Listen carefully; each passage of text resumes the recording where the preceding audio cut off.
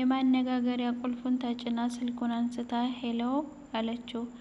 ፋጡማ ስልኩ በመነሳቱ በጣም ተደስታ ሄሎ ሄሎ ሰላም አለይኪ አይሰማም እንዴ አለች። ሰላም አለይኩም ወራህመቱላሂ ወበረካቱ።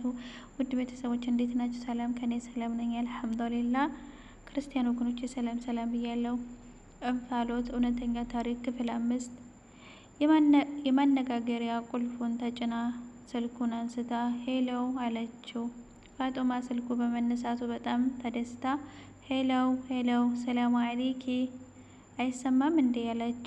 ሰሚራ ምንም አይነት መልስ ሳትመልስ እያዳመጠቻት ነው። ፋጡማ አይሰማም እንዴ ሄሎ ሄሎ ሄሎ እያለች ነው። ሰሚራ ድንገት አንድ ሀሳብ መጣላት። ከድር ሁኔታዋ ግራ ገብቶት በዝምታ እየተመለከታት ነው። ሰሚራ ብዙም ሳትቆይ ይቅርታ የኔ እህት ዘይነባ የለችም ማለቴ ስልኳ ቻርጅ ላይ ነው። አልገባኝም አለች ፋጡማ። መብራት ስለሌላቸው ቻርጀር ለማድረግ እኔ ጋር አምጥተው ነው። እና የሰው ስልክ እንዴት ታነሻለሽ? ሳታስጨርሻት በተደጋጋሚ ስለደወልሽ ነው። ይቅርታ ደህና ዋይ ብላ ስልኩን ጆሮዋ ላይ ዘጋችባት። ፋጡማ በሰሚራ ሁኔታ ተበሳጨች፣ ግን አሁን ትንሽ ተረጋግታለች። ሰላም ነው ብላ አሰበች። ከድርና ሰሚራም ትንሽ ተረጋጉ። ግን እንዴት እንዲህ ልትያዝ ቻልሽ? ከድር ነበር ያላት። እሱ ምንም ትርጉም የለውም ጥያቄ ነው። ተወው፣ ይልቅ ደግማ ከደወለች ምን እንደምንላት እናስብ አለችው። ፋጡማ ሀሊማ አጠገብ ሄዳ ተቀመጠች። ላለመረበሽ ትንሽ ራቅ ብላ ተቀመጠች። ከ10 ደቂቃ በኋላ ህፃኗ ሀሊማ በተኛችበት የሆነ ድምፅ ማሰማት ጀመረች። ፋጡማ ወደ ሀሊማ ቀረብ ብላ ሁኔታዋን አየች። እየቃዠች ነው። ፊቷ በላብ ተጠምቋል። አሁን ከቅድሙ ይበልጥ የምትናገረው ነገር ይገባል። ማሚ ማሚ ማሚ እያለች በመጣራት እያለቀሰች ነው። ፋጡማ ነገሩ ስላስፈራት ቀሰቀሰቻት። ህፃኗ ሀሊማ ከእንቅልፏ ነቅታም እያለቀሰች ነው።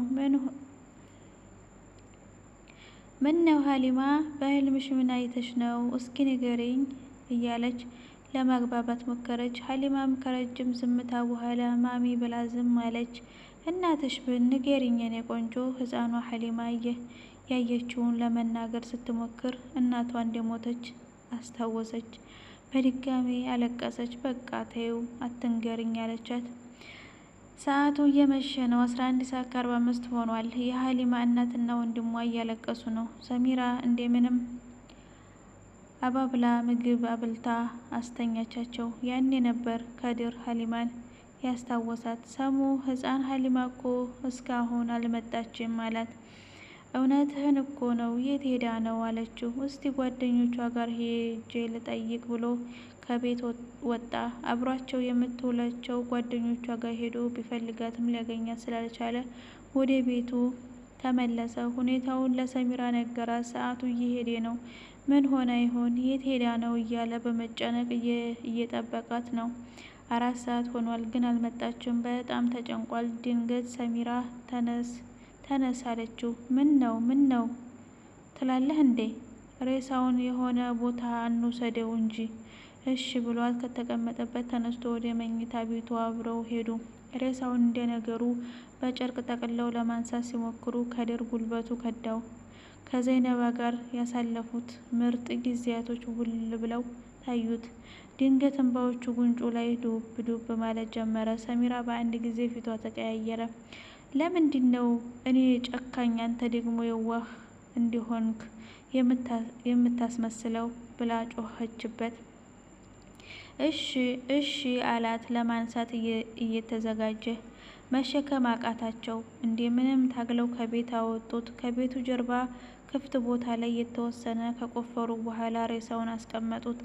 ከላዩ ላይ አፈር አለበሱበት። በወጉ እንኳ ሳትገነዝ ሳትታጠብ ሳይሰገድባት እንደ እንስሳ በአንድ ቢጣሽ ጨርቅ ጠቅልለው ጣሏት። ፋጡማ እስካሁን ድረስ ለምን መልሳ አልደወለችም እያለች ተጨነቀች። ስልኳን አንስታ ልትደውል አስባ ትንሽ ልጠብቅ ብላ ስልኩን ወደ ነበረበት መለሰችው። ህፃኗ ሀሊማ የተወሰነ ሰዓት ትተኛና ብዙም ሳትቆይ ትነቃለች። ቀን ያየችውን የእናቷን ሁኔታ ማታም እንቅልፍ ነሳት። ፋጡማ ድጋሚ ልትጠይቃት አስባ ግን ድጋሚ እንዲያታለቅስ ስለፈራች መጠየቁን ተወችው። አቅፋ ውስጥ አድርጋት ተረጋግታ እንድትተኛ ከማድረግ ውጭ ሌላ አማራጭ አላገኘችም። ክፍል 6 ሰሚራ አሁን ትንሽም ቢሆን እፎይታ ተሰማት። ሶፋ ላይ ተደልድላ ደገፍ ብላ ተቀመጠች። ከከድር ፊት ለፊት ዘይነባ እንደምትቀመጠው ተቀምጣለች። ከድር የልጁ ጉዳይ በጣም አስጨነቀው። ሰሚራ ገና በመጀመሪያ ቀን እንዲህ ግዴለሽ መሆኗ ገረመው። ዛሬ በጣም ከባድ ቀን ነው ያሳለፍኩት። እራት ላቅርብ? ደክሞኛል፣ ልተኛ ነው አለችው። ምንም አይነት ነገር አልመለሰላትም። አታወራም እንዴ? በዝምታ ይመለከታታል እንጂ መልስ አልሰጣትም። መብላት ስትፈልግ ገረኝ ብለው ወደ መኝታ ቤቱ ሄደ። ነገሯን ከዘይነባ ጋር እያመሳሰለ ነው። ይሄን ሌላው ሲከፋው እንደሆነ ስለምታውቅ ምን ነው? ማን ነው ያስከፋብኝ? ንገረኝ ያለች እንዲህ ህፃን እያባበለች ጠይቀው ነበር። እሱ መቆጣጠር አድርጎ ነበር የሚያስበው። ያኔ በመለሰላት መልስ አሁን ጸጸተው። ሰሚራ የዘይነባን የአዳር ልብስ እና የእርሷን ፎጣ ለብሳ ምንቅር እያለች ወደ ሳሎኑ መጣች። ከድር ልክ እንዳያት ከተቀመጠበት ብድግ ብሎ ተነሳው። ሰሚራም ግራ ገብቷት ምን ነው አለችው። ከድር ገና ዘይነባ ከሞተች 24 ሰዓት ሳይሞላት ስራው የጸጸተው ይመስላል። አረ ምን ነው ደገመችው። አውልቂ ብሎ ፎጣውንም ቢጃማውንም አውልቆ ቢወስድባት ምኞቱ ነው፣ ግን አልቻለም። መልሶ ተቀመጠ። ሰውዬ ምን እየሆንክ ነው? ሟች ሚስቱ ዘይነባ እንዲህ ብለው አታውቅም። አይኑን አቀረረ።